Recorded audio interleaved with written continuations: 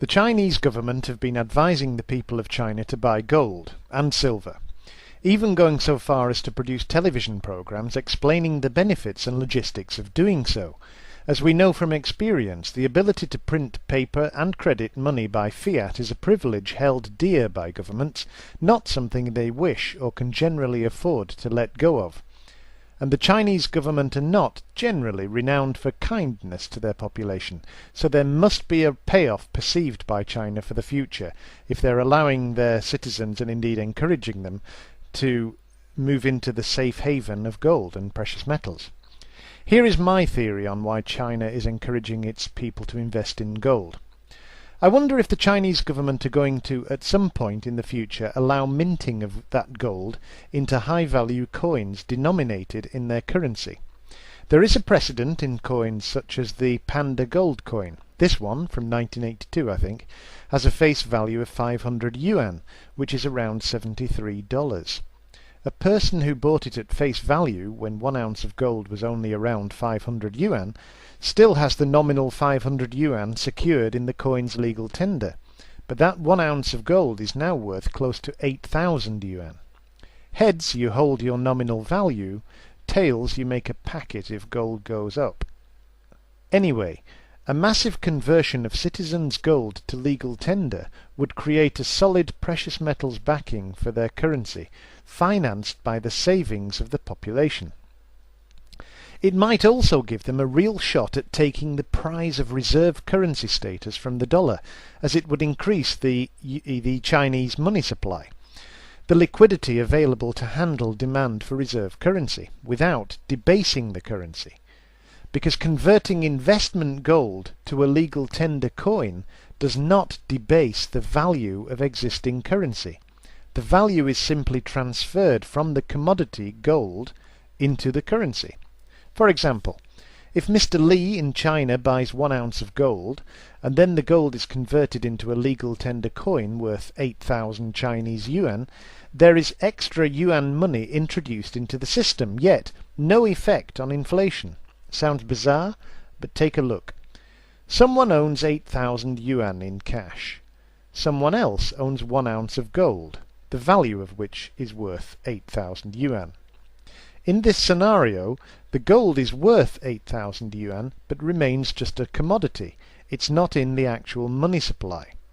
Mint it into a legal tender coin, and the money supply is doubled. There are 16,000 yuan in circulation, yet no one has lost value, no one has lost out through inflation, as the total value on international markets remains the same as it was with 8,000 yuan plus 1 ounce of gold.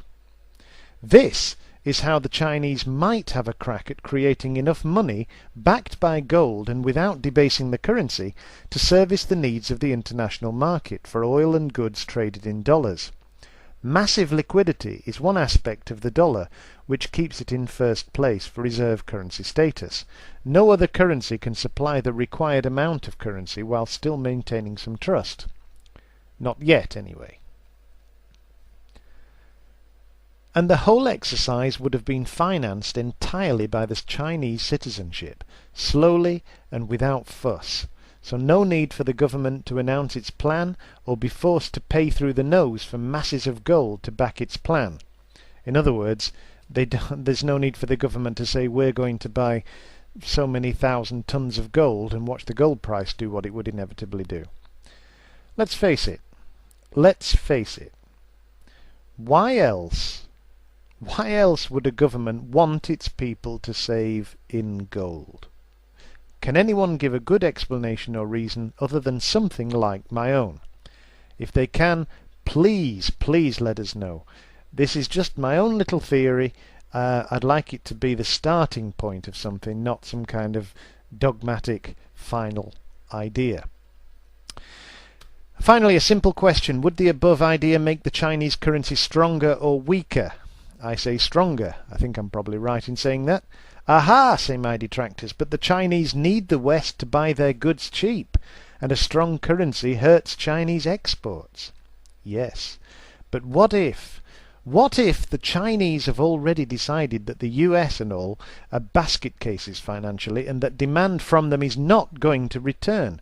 What if the Chinese are intent on creating domestic strength in buying power to replace the US? In other words, to hell with producing plastic ducks for kids in Connecticut.